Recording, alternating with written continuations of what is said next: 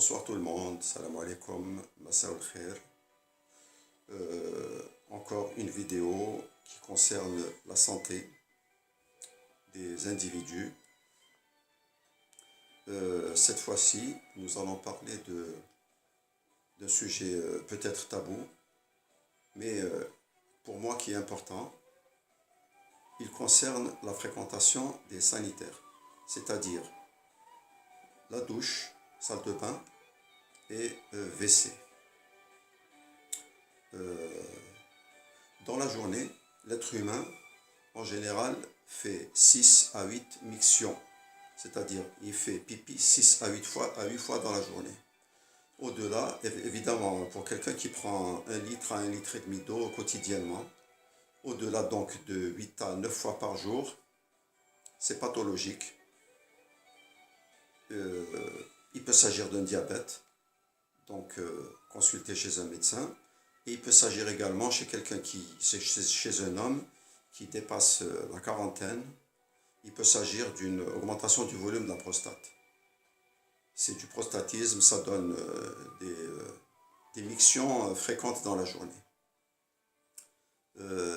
Évidemment, quand on a envie d'uriner, il ne faut pas se retenir, c'est très mauvais. Ça dilate la vessie et c'est pas bon du tout. Surtout quand on dort. On sent qu'on a la vessie pleine, il faut se lever, il faut faire pipi, il faut vider la vessie. Je voulais vous parler d'un sujet également qui est important pour moi. Il s'agit de ce qu'on appelle les fuites urinaires chez la femme. Elles surviennent surtout au-delà de la ménopause. Et les causes, c'est une faiblesse des muscles pelviens, c'est-à-dire des muscles qui se trouvent chez la femme entre l'orifice génital et l'orifice anal. Et ça survient également chez la femme qui a arrêté très tôt les rapports sexuels avec le mari. Ça entraîne une faiblesse des muscles pelviens et évidemment la femme ne peut pas se retenir. Parfois, elle n'a même pas le temps d'arriver aux toilettes qu'elle commence à uriner quelques gouttes sur elle-même. Il existe une petite astuce pour remédier un peu à ce problème de fuite urinaire chez la femme. La femme peut, par exemple, et il lui est recommandé de le faire souvent dans la journée, peut serrer les fesses. En serrant les fesses fréquemment dans la journée, les muscles urinaires, les muscles pelviens qui se trouvent toujours entre l'orifice génital et la vessie et l'orifice anal, ces muscles pelviens peuvent se renforcer et petit à petit les fuites urinaires peuvent devenir un peu moins fréquentes et un peu moins gênantes. Il existe une deuxième astuce qui se passe dans les WC, dans les toilettes.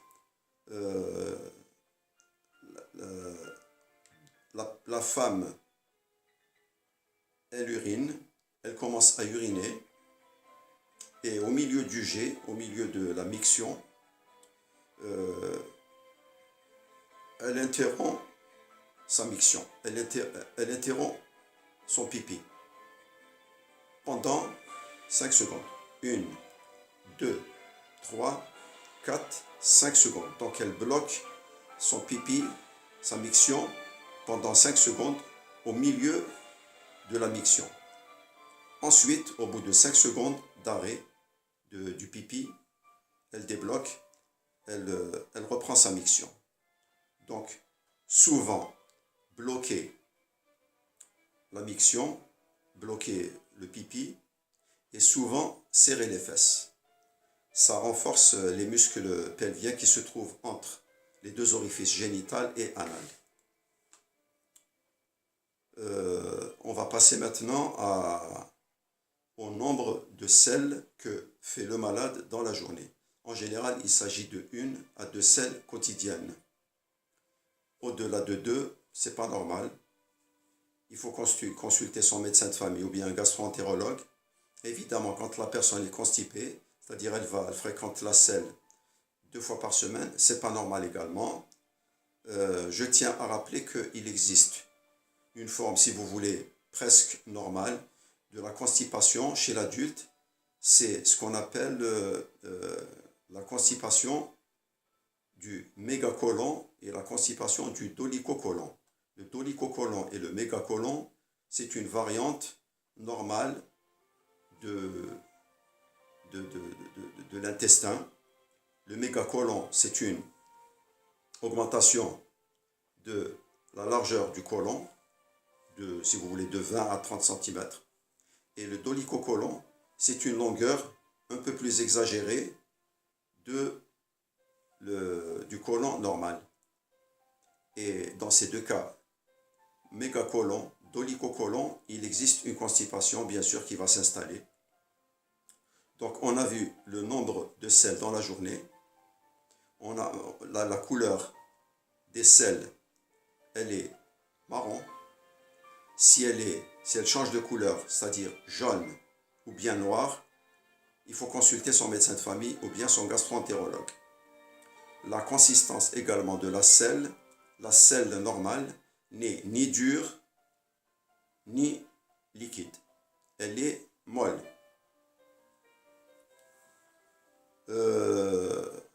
On aborde maintenant la position idéale au niveau des WC. La position idéale, c'est la toilette, c'est le WC arabe, c'est-à-dire le WC turc. Ça se passe également au Japon. Ils ont un système de WC comme les Turcs, comme WC turc, comme WC arabe, c'est-à-dire accroupi. Évidemment, cette position accroupie des WC turcs ou bien des WC arabes est un peu inconfortable, c'est normal. L'être humain n'est pas assis, mais ça permet de faire une vidange totale du système intestinal. Pourquoi? Parce que en étant assis sur un WC anglais, toilette anglaise, le bas du côlon, c'est-à-dire le rectum, il n'est pas droit, il est incurvé et ça entraîne une vidange incomplète de l'intestin. Dans les WC turcs arabes, le bas du côlon, c'est-à-dire le rectum, il est droit. La vidange intestinale, elle est complète. Et maintenant, en Occident, pour remédier un peu à ce problème, il est demandé ou bien recommandé à quelqu'un qui rentre dans les WC de prendre avec lui un petit escabeau. Le petit escabeau, il l'installe par terre, à côté de la cuvette. Et au lieu de poser, il s'assoit normalement, mais au lieu de poser ses pieds sur le sol, il doit surélever ses pieds et les poser sur l'escabeau. Parce que dans cette position, les genoux sont plus hauts que les fesses. Et quand les genoux sont plus hauts que les fesses, ça permet une meilleure vidange du système intestinal. On passe rapidement à un autre sujet qui est également important pour moi. Ça se passe dans le bain ou bien dans la salle de bain lors de la douche. Quand on prend son bain, en général, c'est de l'eau. C'est un bain ou bien une douche à l'eau tiède ou bien l'eau chaude. Mais je conseille vivement aux personnes adultes de terminer son bain ou bien sa douche par ce qu'on appelle une douche froide. Carrément, on ouvre le robinet d'eau froide. C'est très facile. On commence par donc mouiller, passer la douchette sur les chevilles et on remonte. Donc c'est du bas vers le haut. Chevilles, mollets, genoux, cuisses, fesses. Jusque-là, tout va bien. Le bas du corps supporte très bien l'eau froide, quelle que soit la saison.